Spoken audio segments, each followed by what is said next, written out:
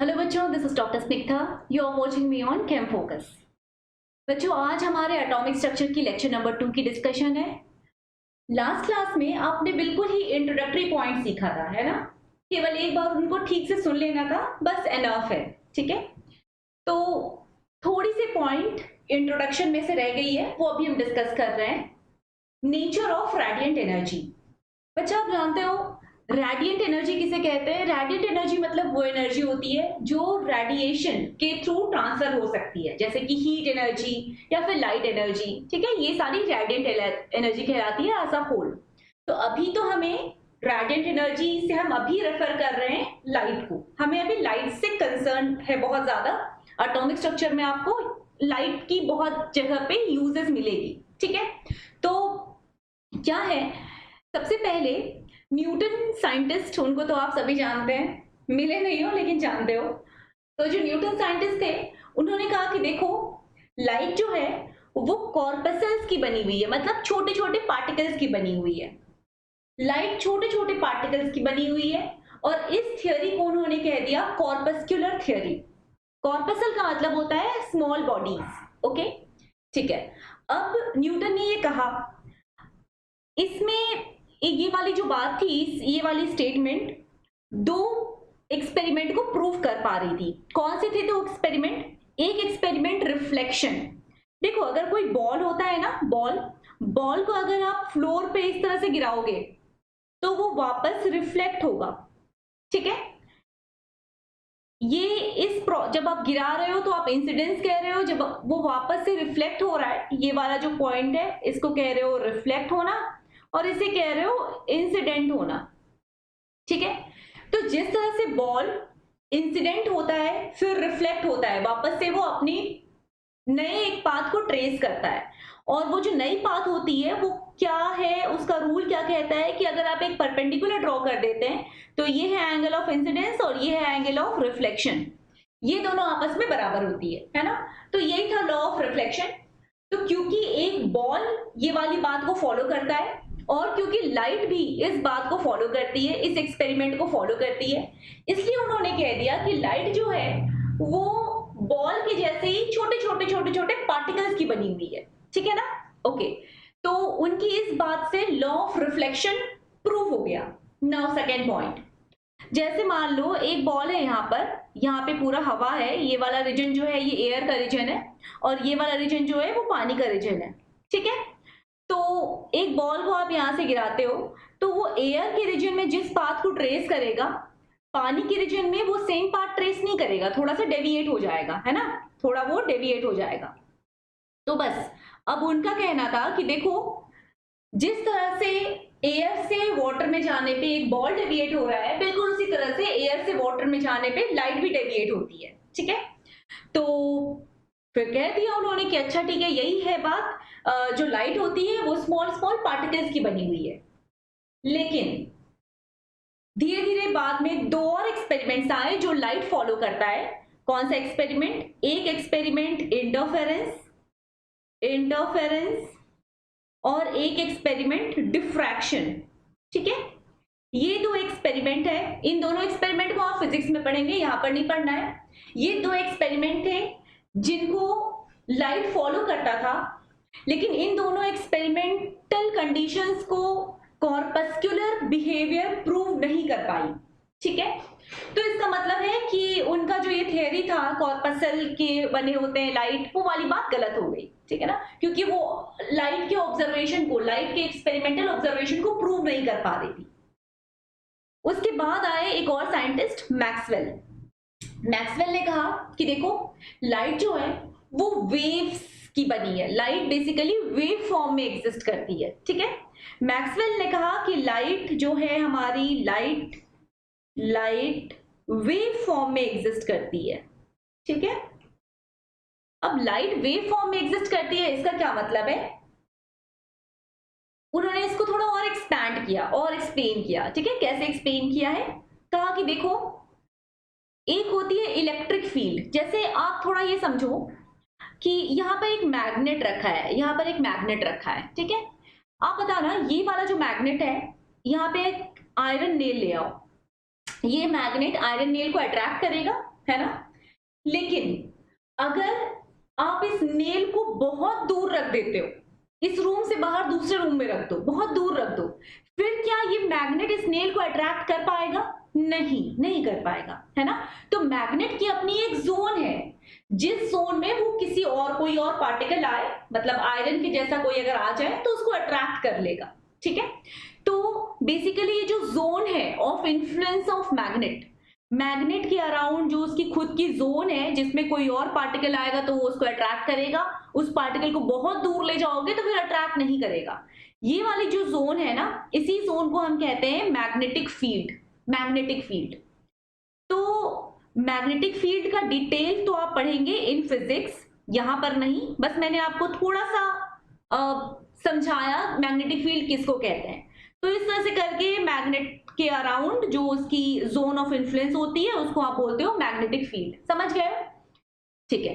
Similarly आप ये सोचो कि आपके पास दो चार्ज है, ठीक है, दो पॉजिटिव चार्ज है, एक है प्लस क्यू चार्ज और एक है माइनस, एक और है प्लस क्यू चार्ज।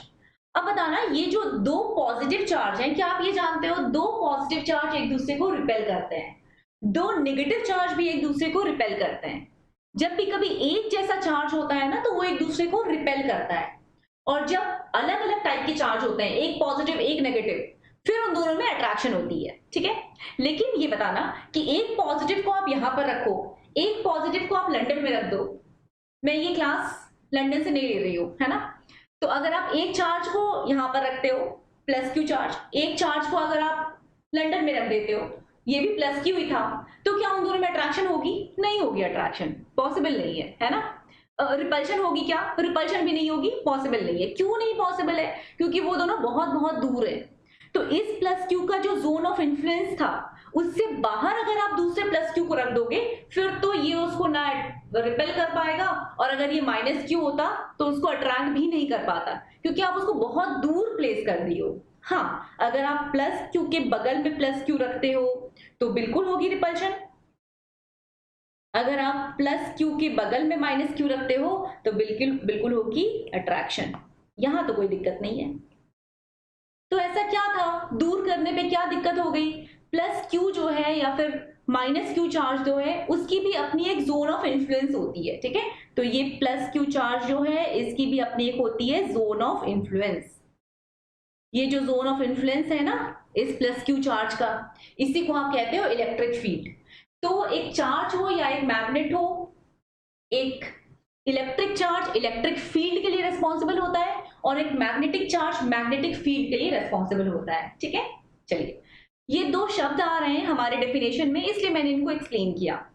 अब मैक्सवेल आए, उन्होंने कहा कि देखो, अगर कभी भी एक ऑसिलेटिंग इलेक्ट्रिक फील्ड है, कभी भी एक ऑसिलेटिंग मतलब समझते हो ना, कभी भी एक ऑसिलेटिंग इलेक्ट्रिक फील्ड है, और इसके परपेंडिकुलर में अगर एक मैग्नेटिक फील्ड ऑसिलेट कर रहा है, मैग्नेटिक फील्ड को कैपिटल बी से डिनोट करते हैं, अभी आपको उतना नहीं जानना है। तो एक इलेक्ट्रिक फील्ड ऑसिलेट कर रहा है अपना, उसके परपेंडिकुलर में अगर मैग्नेटिक फील्ड ऑसिलेट कर रहा है, तो इन दोनों के परपेंडिकुलर में, मतलब ये मैग्नेटिक फील्ड, इधर है इलेक्ट्रिक फील्ड, इधर है इलेक्ट्रिक फील्ड, और इनके परपेंडिकुलर में बिल्कुल उस साइड वो होगा प्रोपगेशन ऑफ लाइट। तो अगर ये वाला जो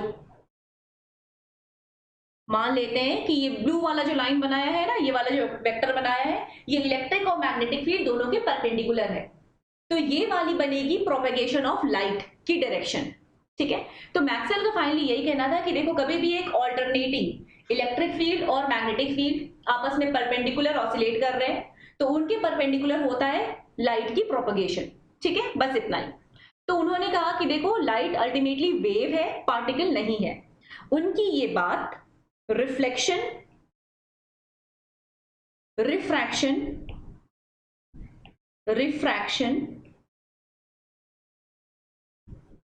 इंटरफेरेंस और डिफ्रैक्शन, इन सारे एक्सपेरिमेंट्स को प्रूव कर दिया, ठीक है। तो उनका जो वेव नेचर था, वेव नेचर से जो उन्होंने लाइट को एक्सप्लेन करा था, वो रिफ्लेक्शन, रिफ्रैक्शन, इंटरफेरेंस, रिफ्रैक्शन सभी को प्रूव कर दिया।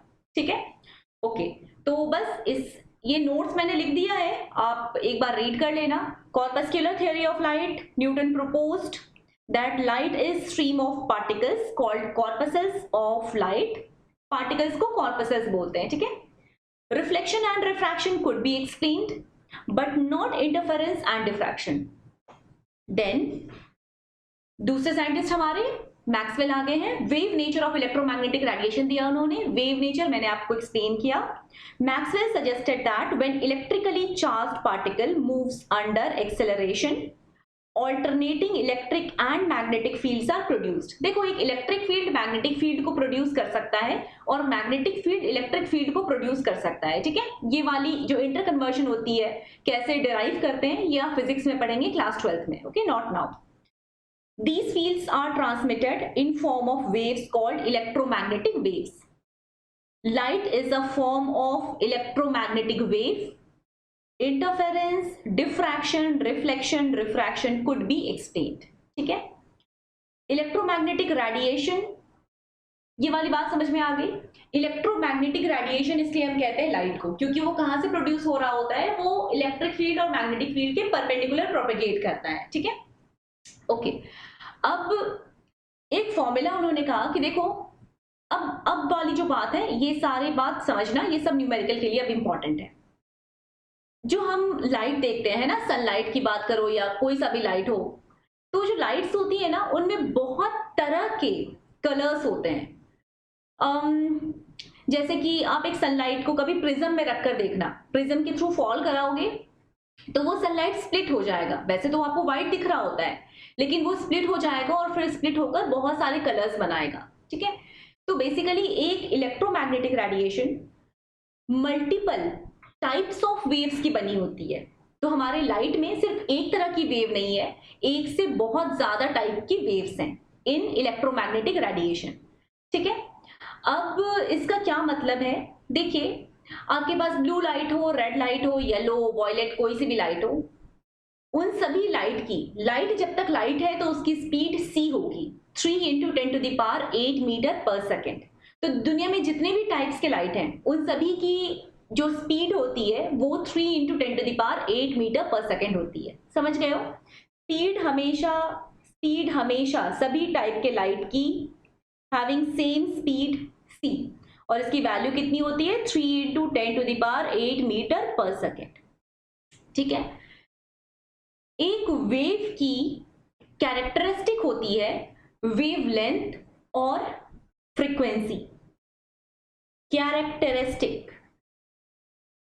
कैरेक्टरिस्टिक्स ऑफ वेव, ये बहुत इंपॉर्टेंट बात है। कोई सा भी वेव हो, उसके पास अपना एक वेवलेंथ होगा और उसकी अपनी एक फ्रीक्वेंसी होगी। इसको थोड़ा समझते हैं, इसका क्या मतलब है। ये एक मैं वेव बना रही हूं, तो ये चला और ये है एक वेव, ठीक है। अब आप ये देखो, इस पॉइंट को, आप ये टॉप मोस्ट पॉइंट है ना, इसे आप कहते हो क्रेस्ट, इसे कहते हो ट्रॉफ, ठीक है, TROUGH, ऊपर वाला क्रेस्ट, नीचे वाला ट्रॉफ, ठीक है। फिर से ये है क्रेस्ट।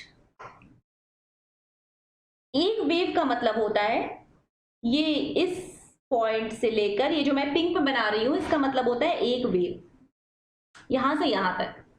तो ये पूरी रीजन है एक वेव, इसको हम कहते हैं एक वेव। एक पॉजिटिव हाफ आया है और एक नेगेटिव हाफ आया है, ठीक है, ओके। अब इस वेव को देखेंगे, ये वाला पॉइंट से लेकर यहां तक का पॉइंट, इस पूरे जो डिस्टेंस है, इसको हम कहते हैं, ये जो पूरी लेंथ है, इसको हम कहते हैं wave length. This is wave length, मतलब एक पॉजिटिव और एक नेगेटिव, ये दोनों ही पार्ट आ जाए वेव के, तो फिर आप एंटायर इसे कहोगे वेव लेंथ, ठीक है, ये जो कंप्लीट लेंथ आ रही है। या फिर आप देख सकते हो, एक और डेफिनेशन होती है वेवलेंथ की, distance between two consecutive crest, दो अगल बगल के क्रेस्ट, या फिर दो कॉन्जिक्यूटिव ट्रॉ, दो कॉन्जिक्यूटिव क्रेस्ट या दो कॉन्जिक्यूटिव ट्रॉ के बीच में जो डिस्टेंस होती है वो भी वेवलेंथ ही होती है। तो ये सारी वैल्यू सेम आएंगी, ठीक है, एक वेव में। तो ये है सपोज लैम्डा, तो ये भी लैम्डा ही आएगा, ये भी लैम्डा ही आएगा। समझ गए? तो वेवलेंथ, एक अगर वेव है तो उसकी हमेशा एक कैरेक्टरिस्टिक है, उसके पास वेवलेंथ होगी ही होगी, ठीक है। वेवलेंथ क्या होता है ये आप समझ रहे हैं। Now coming to frequency. Frequency की बात कर लेते हैं। फ्रीक्वेंसी का मतलब होता है एक पॉइंट से एक सेकेंड में कितनी वेव्स पास हो रही है, ठीक है। ये एक पॉइंट फिक्स कर दिया, इस पॉइंट से एक सेकेंड में कितनी वेव्स पास हो रही है उसे हम कहेंगे फ्रीक्वेंसी, ठीक है। तो number of waves passing through a particular point in 1 second, ठीक है, फ्रीक्वेंसी बोलते हो। फ्रीक्वेंसी की जो यूनिट होती है वो होती है पर सेकेंड, एक सेकेंड में कितना वेव्स पास किया एक पॉइंट से, ठीक है, दिस इज इसकी यूनिट होगी पर सेकेंड में। और लैम्डा की यूनिट, वेवलेंथ की यूनिट किस में होती है? लैम्डा की यूनिट होती है मीटर में, एसआई यूनिट, ठीक है। लैम्डा मीटर में है, फ्रीक्वेंसी सेकेंड में है। फ्रीक्वेंसी को हम डिनोट करते हैं न्यू से, ठीक। अब एक फॉर्मूला है, speed of any wave is equal to c is equal to, थोड़ा देखना, स्पीड की यूनिट क्या होती है? मीटर पर सेकेंड, है ना। Speed is equal to lambda into nu, ठीक है। लैम्डा इंटू न्यू, लैम्डा की यूनिट बता दो, लैम्डा की यूनिट क्या होगी? लैम्डा की यूनिट अभी आप सीखे हो मीटर होती है, न्यू की यूनिट क्या होती है? सेकेंड इनवर्स होती है। तो मीटर पर सेकेंड, दोनों साइड यूनिट तो हमने कोरिलेट कर लिया। स्पीड इज इक्वल टू होता है वेवलेंथ इनटू फ्रीक्वेंसी, ध्यान रखना, ठीक है। Speed is equal to wavelength into frequency, मैं इसको लिख देती हूं, speed is equal to wavelength into frequency. समझ गए हो? ठीक है। अब ये तीनों जो पैरामीटर्स हैं आपके, इसमें से दुनिया में जितने भी लाइट के वेव्स हैं, ठीक है, लाइट में तो बहुत तरह का वेव्स है, जितने भी वेव्स होंगे लाइट के, उन सभी की स्पीड हमेशा कांस्टेंट होगी 3 × 10⁸। तो all types of waves of light has same speed और उसकी वैल्यू कितनी है? 3 × 10⁸ मीटर पर सेकेंड। कोई दिक्कत नहीं है, ठीक है। लेकिन अब वो वेव्स अलग अलग हैं, जैसे वॉयलेट लाइट का वेव अलग है, रेड लाइट का वेव अलग है, येलो डिफरेंट वेव है ना। तो ये सारे जो वेव्स अलग अलग हैं, ये क्यों अलग अलग हैं? क्योंकि उनकी वेवलेंथ और फ्रीक्वेंसी अलग अलग है, ठीक है। तो different waves have different wavelength and frequency। तो wavelength और frequency ये एक पर्टिकुलर वेव के लिए कैरेक्टरिस्टिक होती है, लेकिन जो आपकी स्पीड है वो हर वेव के लिए सेम है। समझ गए हो? ठीक है। तो अब मैंने आपसे कहा कि हर एक कलर का मतलब होता है डिफरेंट काइंड ऑफ वेव, ठीक है।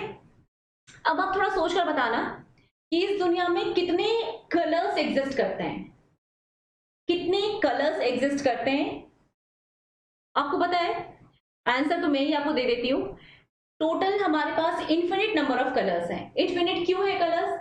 क्योंकि जो वेवलेंथ होती है लाइट की वो इन्फिनिट नंबर्स है, बहुत सारी वेवलेंथ होती है लाइट की, और हर एक वेवलेंथ पे एक कलर है। अल्टीमेटली कलर कुछ होता नहीं है, कलर वेवलेंथ की परसेप्शन है बाय आवर आई, ठीक है। तो colour is equal to wavelength, बस वो वेवलेंथ जिसको हम परसीव कर पा रहे हैं।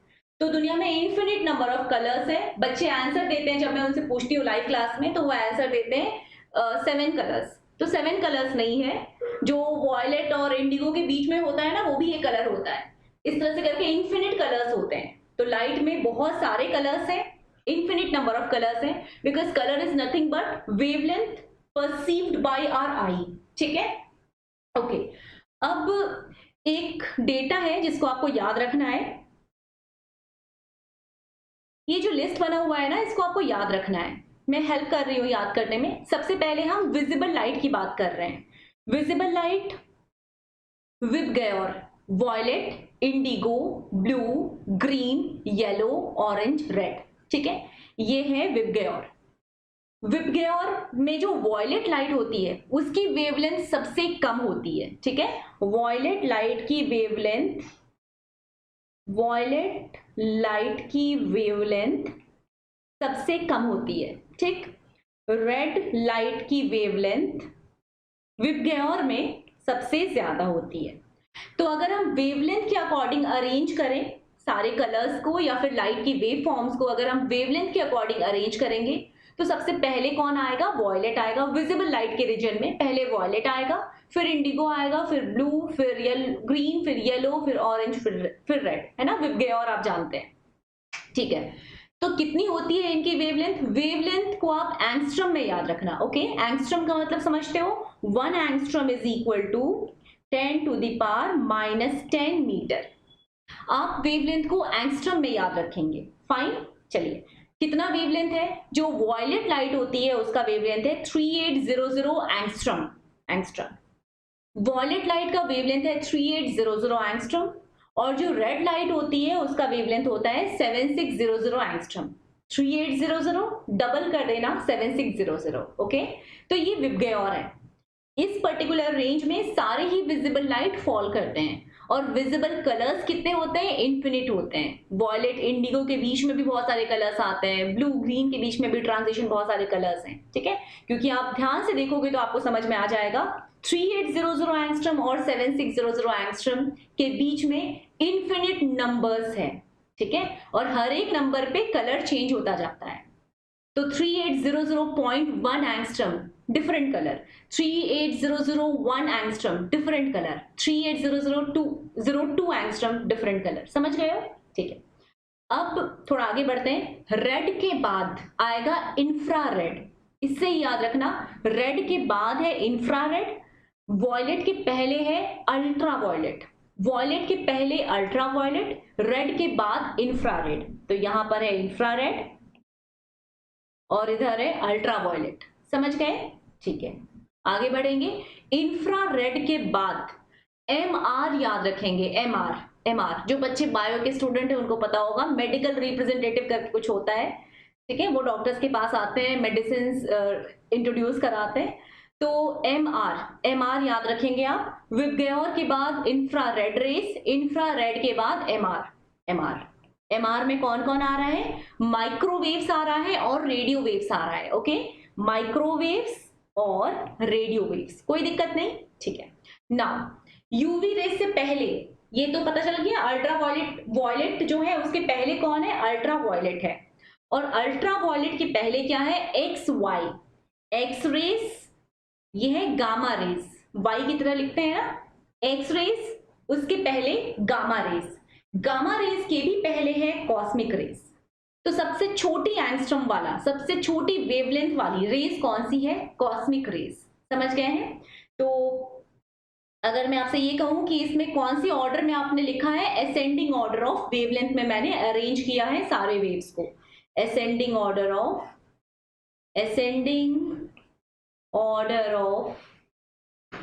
वेवलेंथ। ठीक है, ओके। तो असेंडिंग ऑर्डर ऑफ वेवलेंथ में आप अरेंज किए इन सभी वेव्स को। क्या क्या है? पहले विबग्योर लिख लेना, फिर R के बाद इंफ्रारेड लिखना, फिर MR लिखना, माइक्रोवेव्स और radio waves.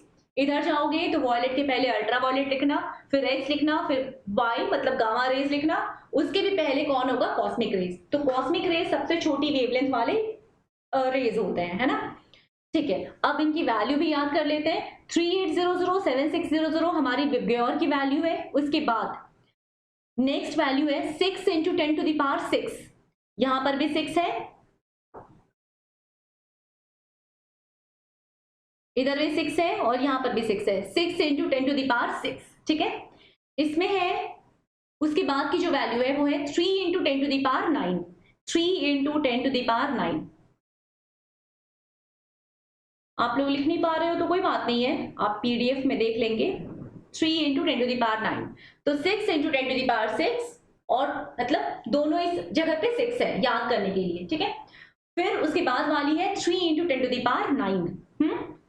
Now left side में जाएंगे तो 150 है, 150 150 1.01।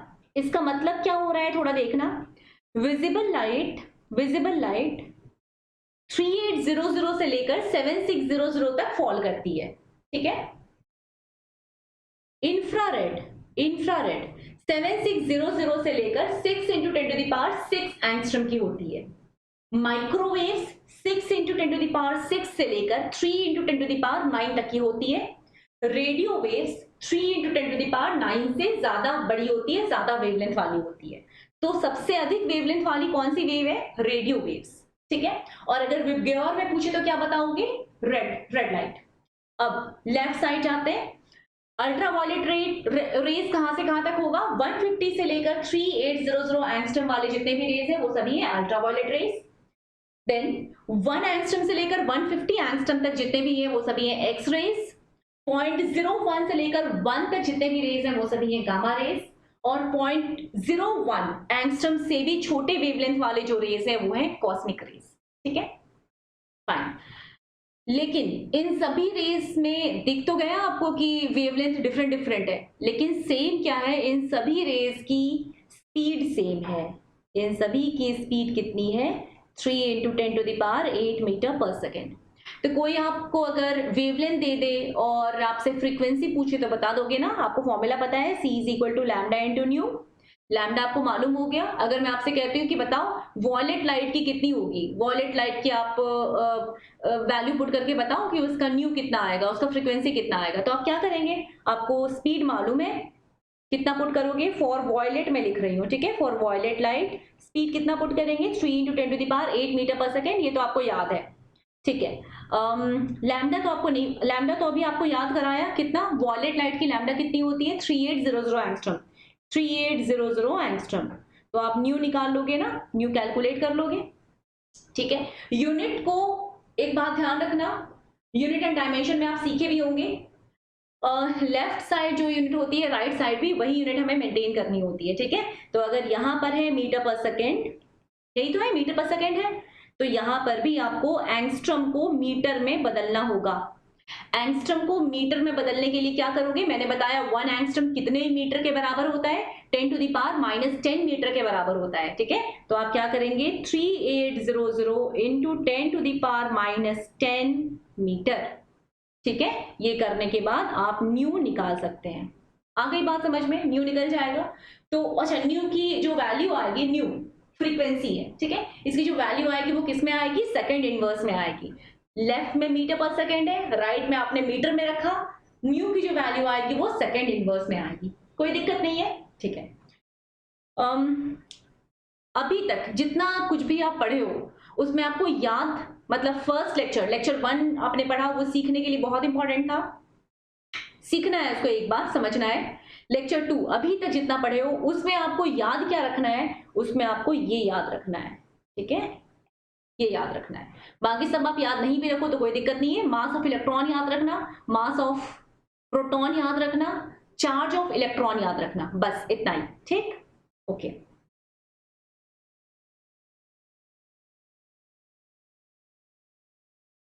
इसके बाद हमारे पास थियरी ये कितनी हो गई? 2 थियरी हो गई। फिर आती है तीसरी थियरी। तीसरी थियरी थी प्लैंक्स की, ठीक है। एक एक्सपेरिमेंट था, जिस एक्सपेरिमेंट को wave nature of light prove नहीं कर पा रहा था, वो एक्सपेरिमेंट था फोटो इलेक्ट्रिक इफेक्ट। हम पढ़ेंगे उसको। तो क्योंकि फोटो इलेक्ट्रिक इफेक्ट एक्सपेरिमेंट को wave nature of light explain नहीं कर पा रहा है, दैट्स वाई फिर से एक साइंटिस्ट आए प्लैंक नाम के। कहीं भी कोई दिक्कत होती है ना तो फिर नए साइंटिस्ट आ जाते हैं। तो एक प्लैंक साइंटिस्ट आए, उन्होंने एक नई थियरी दी लाइट की, ठीक है। और इनका थियरी क्या था? थियरी है प्लैंक्स क्वांटम थियरी, ठीक है। इनका कहना है कि देखो, लाइट जो है वो वेव नहीं है, light small small pockets of energy की बनी हुई है, small small pockets of energy. तो ये ऑब्जेक्ट है, अगर ये लाइट को अब्सॉर्ब करेगा तो कैसे करेगा? पहले तो लाइट की एक पॉकेट ऑफ एनर्जी आएगी, उसको ये अब्सॉर्ब कर लेगा। फिर लाइट की दूसरी पैकेट ऑफ एनर्जी आएगी, उसको अब्सॉर्ब करेगा। फिर तीसरी पैकेट आएगी, फिर फोर्थ पैकेट आएगी, एंड सो ऑन। लाइट ऐसे वेव फॉर्म में नहीं आएगा। वेव फॉर्म तो कॉन्टिन्यूअस होती है ना, वेव फॉर्म तो ऐसे कॉन्टिन्यूअस होती है, लेकिन जो पैकेट वाली फॉर्म है वो तो डिसकॉन्टिन्यूअस है। एक पैकेट, दो पैकेट, चार पैकेट, पैकेट तो अलग अलग होते हैं। तो प्लैंक्स का यही कहना है कि देखो, light small small packets of energy की बनी हुई है, और लाइट, अगर कोई भी ऑब्जेक्ट लाइट को अब्सॉर्ब कर रहा है या फिर एमिट कर रहा है, तो वो small small packets of energy की फॉर्म में ही अब्सॉर्ब या एमिट करेगा। और जो स्मॉल स्मॉल पैकेट्स की फॉर्म में एमिशन हो रही है या अब्सॉर्प्शन हो रहा है, ऑब्वियसली ये डिसकॉन्टिन्यूअस हुआ ना।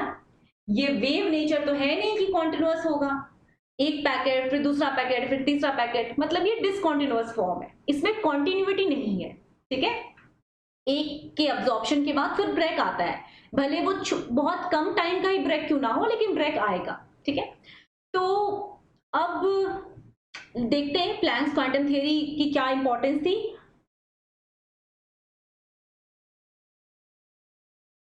थर्ड थ्योरी है हमारी Planck's quantum theory.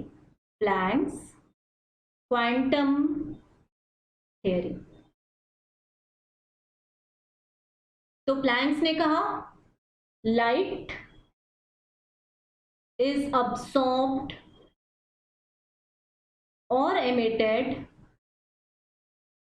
by a body in discontinuous form, in discontinuous form, that is in form of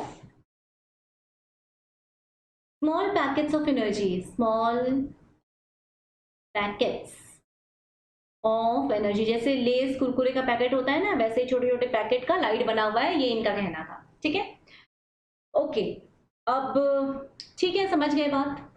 तो इन्होंने कहा कि देखो, लाइट के अगर आप एक बीम की बात करते हो तो उसमें बहुत सारे छोटे छोटे पैकेट्स ऑफ एनर्जी हैं, और हर एक पैकेट ऑफ एनर्जी को आप फोटोन बोलोगे। ठीक है, तो each packet of energy, each packet of energy in case of light, in light, इसको उन्होंने कहा फोटोन। हर एक पैकेट ऑफ एनर्जी का नाम रख दिया फोटोन। ठीक है, फाइन।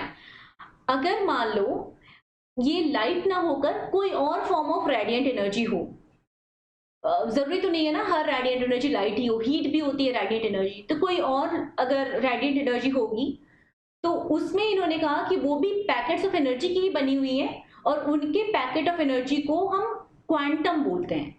लाइट में उसी क्वांटम को हम फोटोन बोलते हैं। ठीक है, each packet of energy in radiant energy is equal to quantum, is equal to radiant energy is equal to quantum। Okay, और बहुत सारे क्वांटम एज अ होल को हम कहते हैं क्वांटा। बहुत सारे क्वांटम को कहा जाता है, प्लूरल फॉर्म जो होती है ना क्वांटम की, वो होता है क्वांटा। समझ गए? और ये जो क्वांटम है, इसको इन केस ऑफ लाइट आप क्या बोलते हो? फोटोन बोलते हो। समझ, फाइन, कोई दिक्कत नहीं है। अब जब इन्होंने डिफाइन किया कि light small packets of energy की बनी हुई है, और उस पैकेट ऑफ एनर्जी का इन्होंने नाम भी रख दिया, तो अब बारी थी ये बताने की कि हर एक पैकेट ऑफ एनर्जी में कितना एनर्जी होता है। तो हर एक फोटोन में, जैसे ये जो लाइट है, ये छोटे छोटे पैकेट्स ऑफ एनर्जी का बना हुआ है, छोटा छोटा पैकेट्स ऑफ एनर्जी का बना हुआ है, और हर एक पैकेट ऑफ एनर्जी में कितने फोटोन होते हैं ये बताना है, सॉरी कितनी एनर्जी होती है ये बताना है। ये जो फोटोन है, इसमें हर एक फोटोन में क्या क्या एनर्जी होती है ये डिफाइन करना है। तो उन्होंने डिफाइन भी कर दिया कि देखो, energy of each photon, energy of each photon is equal to hc upon lambda. Energy of each photon is equal to hc upon lambda. c का मतलब स्पीड ऑफ लाइट, लैम्डा का मतलब है वेवलेंथ, और ये जो h है, h इसका मतलब होता है प्लैंक्स कांस्टेंट। ये है प्लैंक्स कांस्टेंट। H को उन्होंने अपने नाम पे ही डिफाइन कर दिया, क्या कहा? Planck's constant. अब मैं थोड़ा आपको डिटेल में बता दूं ये कहां से आया। तो उन्होंने इससे भी पहले कहा कि देखो एनर्जी ऑफ अ फोटोन जो है, energy of a photon, energy of a photon is directly proportional to frequency of photon. ठीक है, is directly proportional to frequency of photon. तो वो जो छोटी छोटी पैकेट है उसके अंदर जो एनर्जी है वो उस पैकेट के फ्रीक्वेंसी के डायरेक्टली प्रोपोर्शनल है। ठीक है, फाइन, मतलब directly proportional to nu. Energy of a photon is directly proportional to nu. और कभी भी अगर प्रोपोर्शनैलिटी कांस्टेंट को हटाना होता है, अगर प्रोपोर्शनल साइन को हटाना होता है तो एक प्रोपोर्शनैलिटी कांस्टेंट आता है ना। तो हम चाहते हैं कि ये जो EP है और न्यू ये किसी तरह से इक्वेट हो, तो हमें क्या करना होगा? एक प्रोपोर्शनैलिटी कांस्टेंट को लेकर आना होगा। वो कांस्टेंट को प्लैंक्स लेकर आए थे और इस कांस्टेंट का नाम उन्होंने रख दिया था Planck's constant. Planck's constant. EP energy of photon, energy of each photon is equal to H nu. ठीक है, तो ये हमारा फॉर्मूला है, इसको हम याद रखेंगे। अब मैं इसमें एक डाउट बताती हूँ, बच्चा लोग मुझसे क्या डाउट पूछता है। वो लोग कहता है कि मैम फ्रीक्वेंसी आपने बताया था कि फ्रीक्वेंसी क्या होती है, एक सेकंड में एक पॉइंट से कितने सारे वेव्स क्रॉस कर रहे हैं उसको हम कहते हैं फ्रीक्वेंसी। तो आपने ये छोटे से पैकेट ऑफ एनर्जी की फ्रीक्वेंसी को डिफाइन कैसे कर दिया, है ना। तो देखो कभी कभी आपको वेव की फ्रीक्वेंसी डिफाइन करनी होती है, वो तो सही बात है, हमने डिफाइन कर दिया है। लेकिन कभी आपको पार्टिकल की भी फ्रीक्वेंसी डिफाइन करनी होती है। पार्टिकल की फ्रीक्वेंसी का क्या मतलब है कि ये एक पार्टिकल है, लेट सपोज ये पार्टिकल एक सेकेंड में कितनी बार ऑसिलेट करेगा। ये पार्टिकल एक सेकेंड में कितनी बार ऑसिलेट करेगा। ऑसिलेट का मतलब होता है टू एंड फ्रो मोशन। तो ये स्टार्ट किया यहां से, इधर गया, वापस आया, ऑसिलेशन एक कंप्लीट हो गई। तो एक पार्टिकल जो कि वेव नहीं है, एक पार्टिकल के केस में अगर हमें फ्रीक्वेंसी को डिफाइन करना होगा तो हम डिफाइन कैसे करेंगे? एक पार्टिकल एक सेकेंड में कितनी बार ऑसिलेट कर रहा है, ठीक है, वही उसकी फ्रीक्वेंसी होगी। तो जितनी ज्यादा फ्रीक्वेंसी होगी एक पैकेट ऑफ एनर्जी की, उतनी ही अधिक उस पैकेट की एनर्जी भी होगी। ठीक है, तो फोटोन की फ्रीक्वेंसी जितनी ज्यादा होगी उतना ही ज्यादा उस फोटोन के पास एनर्जी होगा, ऐसा प्लैंक्स का कहना था। तो प्रोपोर्शनल तो थे एनर्जी और न्यू फ्रीक्वेंसी, ये दोनों आपस में प्रोपोर्शनल तो थे। अब इनको इक्वेट करने के लिए क्या किया? प्लैंक्स ने एक कांस्टेंट को इंट्रोड्यूस कर दिया, उसका नाम क्या रख दिया? Planck's constant. ठीक है, प्लैंक्स कांस्टेंट की वैल्यू होती है 6.626, कांस्टेंट है ना, वैल्यू होगी 6.626 इंटू 10 टू द पावर -34। ये भी याद रखना है। ठीक है, यूनिट क्या होगा आपको पता है? एनर्जी की यूनिट क्या होती है? जूल। न्यू की यूनिट क्या होती है? Second inverse. तो ये जूल है, ये H है, और न्यू की यूनिट है सेकेंड इनवर्स, मतलब अपॉन सेकेंड। तो H की यूनिट कितनी आ जाएगी? Joule second. H is equal to 6.626 into 10 to the power -34 joule second. समझ गए हो? ठीक है, अब एक फॉर्मूला जो मैंने सबसे पहले लिखा था उसको भी देख लो। वो फॉर्मूला मोस्ट कॉमन फॉर्मूला है फॉर न्यूमेरिकल्स, इसलिए उसको मैंने पहले लिखा है। उसको भी बस छोटा सा डेरिवेशन है, डिराइव कर लेते हैं आगे। तो EP is equal to H into nu, तो समझ में आ गया। अब न्यू की वैल्यू क्या आपको याद है?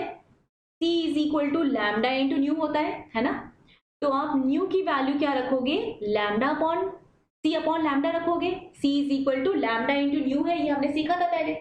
न्यू अगर लिखना है तो क्या लिखेंगे? C upon lambda. ठीक है, तो बस E इज इक्वल टू जो H इंटू न्यू लिखे थे उसमें आप न्यू की जगह पे लैम्डा रख दिए।